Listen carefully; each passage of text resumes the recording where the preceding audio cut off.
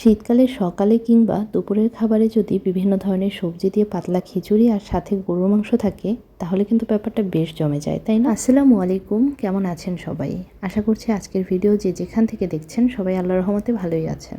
শীতকাল আসলে আমার বাসায় একবার অন্তত এই পাতলা খিচুড়িটা করতেই হবে, মানে বিভিন্ন ধরনের সবজি দিয়ে যে পাতলা খিচুড়িটা বানানো হয় ওটা একবার না একবার করতেই হবে।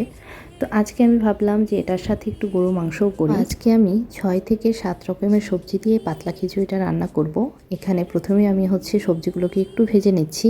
সবজিগুলো ভেজে ব্যবহার করলে খিচুড়ির মধ্যে খেতে কিন্তু বেশ মজা লাগে, তো এই কারণেই আসলে আগে থেকে একটু ভেজে নিচ্ছি। সবজি ভাজার সময় শুধু একটু লবণ আর হলুদ দিয়ে জাস্ট এগুলোকে ভেজে নিলাম।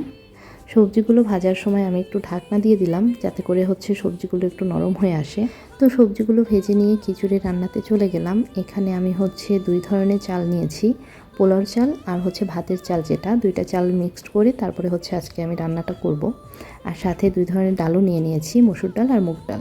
আর এই তো এখানে আমি রান্না শুরু করে দিয়েছি। এখানে পেঁয়াজ, তারপরে আদা বাটা, রসুন বাটা, এই সব কিছু দিয়ে আমি একটু ভালো করে কষিয়ে নিলাম। আর এরপরে হলুদের গুঁড়া, মরিচের গুঁড়া, জিরার গুঁড়া, এগুলো সব দিয়ে আমি ভালো করে একটু কষিয়ে নিব। এরপরে চালটা দিয়ে আবারও একটু ভালো করে কষিয়ে নেব। তো অনেক হলো, এবারে চালগুলোকে মশলার সাথে একটু ভাজাভাজি করি।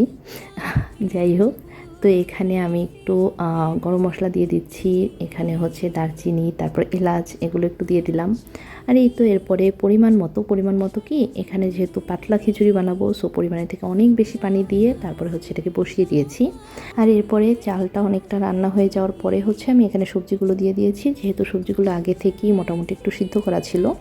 তো এই তো এরপরে রান্নাটা ওদিকে মানে খিচুড়িটা ওদিকে আর আমি পাশাপাশি গরুর মাংসটা রান্না করে নিচ্ছি। যে কোনো মাংস কিংবা মাছ রান্নাতে টমেটো ব্যবহার করলে কিন্তু কালারটা অনেক বেশি সুন্দর আসে, খেতেও বেশ ভালো লাগে। আর আমি তো দেখা যায় মাংস মাছ রান্না করলে টমেটো একটু দিবই, আর আলু তো আমার বাসায় দিতেই হবে, সো সেটাও দিয়ে দিলাম। এই তো এভাবেই রান্নাটা হয়ে গেল, খাওয়া দাওয়া হয়ে গেল। কিন্তু শুধু দুপুরে খেলে তো আর হবে না, সন্ধ্যা হতে না হতে আবার খিদে পেয়ে গেছে, সো সন্ধ্যাও কিছু খেতে হবে। এই কারণে কি করলাম, একটু ঝটপট স্যান্ডউইচ বানিয়ে নিলাম। এই তো আজকের মতো তাহলে বিদায় নিয়ে নিচ্ছি, আল্লাহ হাফেজ।